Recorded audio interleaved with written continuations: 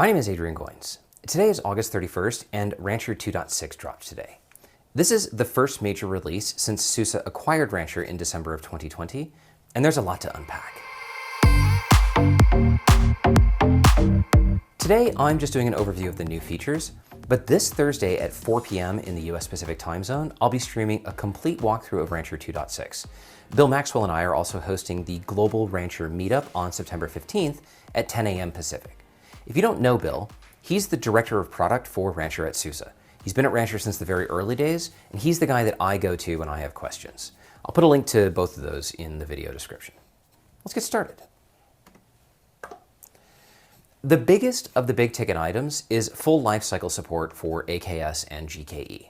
And what I mean by full lifecycle support is that you can use Rancher to deploy, upgrade, scale, and destroy hosted clusters, even if they weren't deployed by Rancher. This was already available for EKS, and now it's available for AKS and GKE. Picture this. You can deploy a hosted Kubernetes cluster via whatever means you want, and then import it into Rancher, and Rancher will take over all of the lifecycle services as if Rancher had originally deployed it.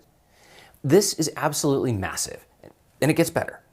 Rancher is tightly integrated with the unique feature sets of each provider, so any changes that you make outside of Rancher get synchronized back into Rancher. Rancher is always going to show you the current configuration and state for the cluster. I think Rancher is the best tool for managing Kubernetes, but maybe someone on your team wants to use something else. Let them.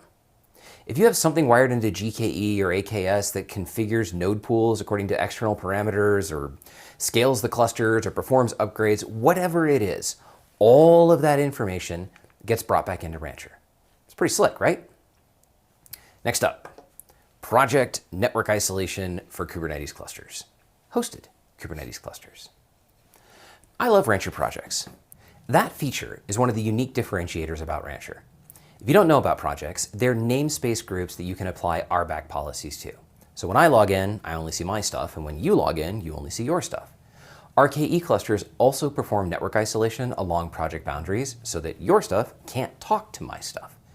2.6 makes that possible with the hosted providers, which in turn enables cluster multi-tenancy out in the cloud providers. Let's keep talking about security. Are you using Rancher's authentication proxy? This is something I love even more than projects.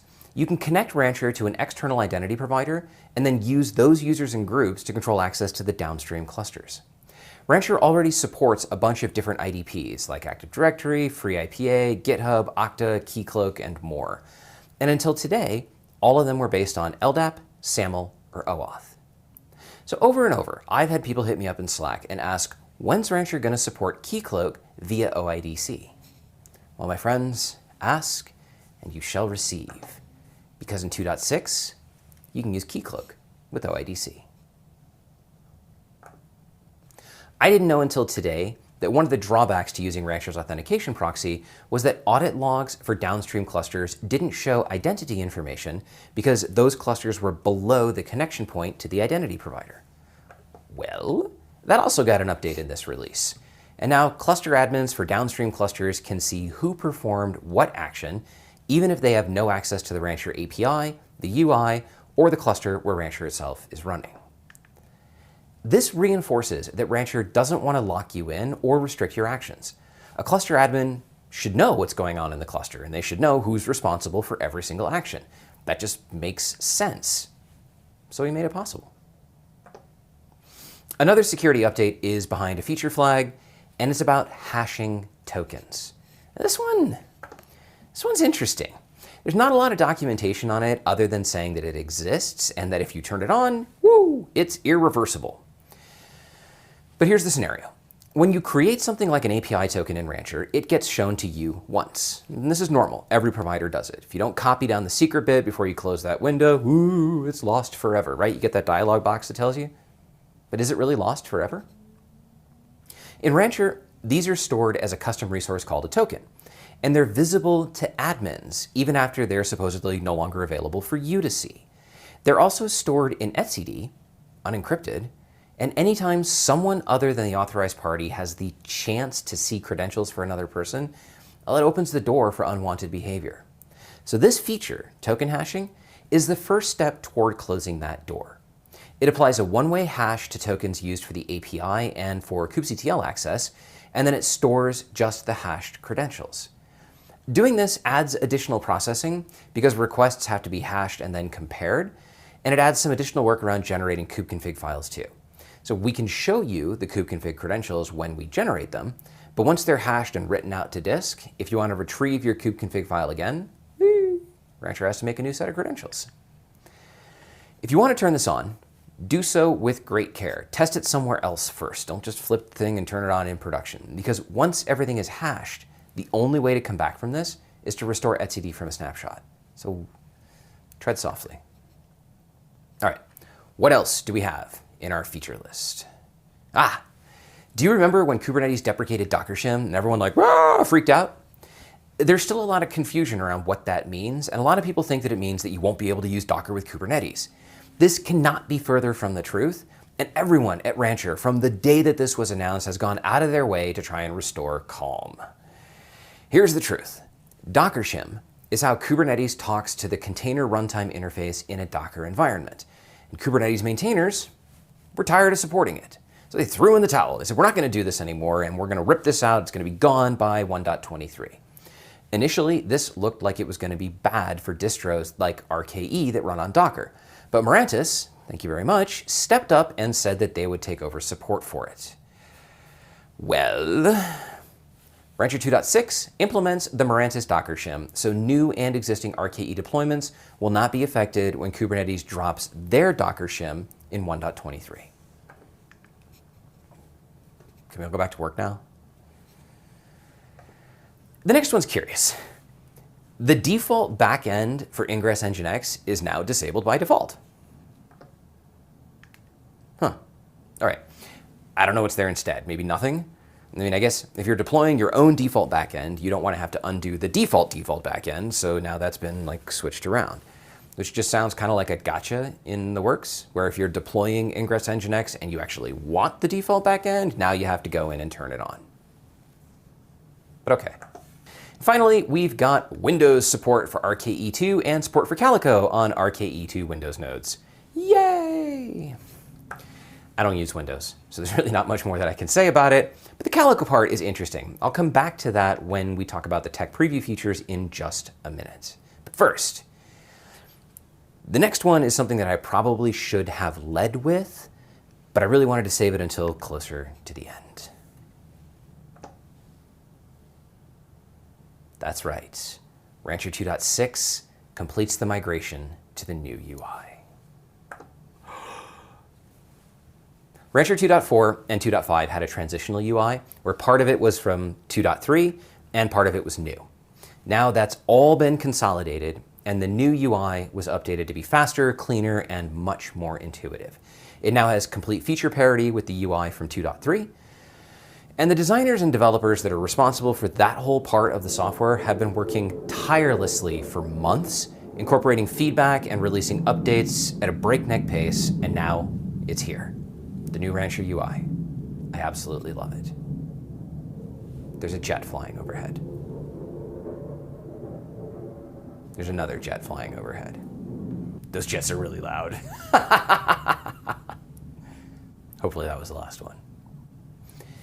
Every release has some stuff that's labeled experimental or tech preview, and this release is no exception.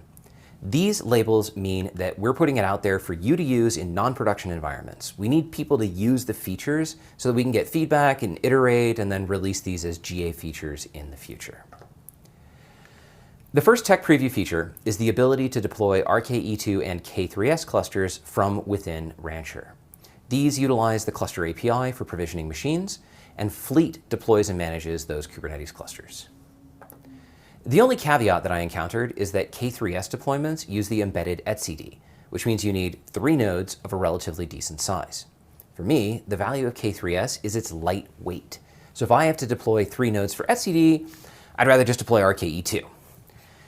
Maybe this is one of those preview things where in the future they'll change it, but for now, if you want K3s with SQLite or an external data store like etcd or MySQL or MariaDB, whatever, you still have to deploy it yourself and then register it with Rancher. Within this tech preview is another gem for RKE2 around the available networking options. Your choices are now Calico, Cilium, or Canal, and you can add Multis to one of those for making pods multi-homed. The other tech preview feature that I want to highlight is around how Fleet operates. Fleet was initially presented as a continuous delivery or GitOps solution, but it's capable of doing way more than that.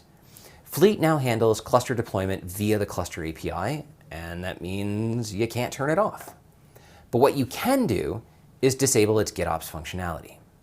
When you do this, it only acts in its deployment capacity, and there won't be a chance for any other cluster users to start using it for CI/CD. There's a bunch of stuff that's deprecated in this release and is going to be removed in a future release. If you're using any of those components, you'll want to plan an upgrade or a migration to the new solution. In most cases, these are things that were baked into Cluster Manager that you'll now find under Apps and Marketplace. Before Cluster Manager, it was just the UI. It was baked into the UI. Now they've been broken out into separate things that you can install. The intent is for Rancher to be more modular. So instead of giving people features that they don't use, you can deploy the features that you want from the charts that we include. The old built-in monitoring has been replaced by the new monitoring chart. This new chart includes alerts and notifications, so the old one has also been deprecated. The same is true of the old logging engine. You can switch to the new logging operator chart. Multi-cluster apps and Rancher pipelines have been replaced by the continuous delivery function of Rancher Fleet. There's now a chart to install for CIS benchmark scanning, and this replaces the built-in scanning engine from the earlier releases. Some other stuff, Istio 1.5 is deprecated because it's no longer supported by the Istio project, and this is also true of Kubernetes 1.16. You can no longer deploy it from within Rancher because it's no longer supported by Kubernetes. Duh. All right. If you have existing 1.16 clusters, though, they won't be affected. But honestly, you should probably upgrade. All right. There's one more thing that comes with this release, and I want to spend a minute to explain exactly what it means.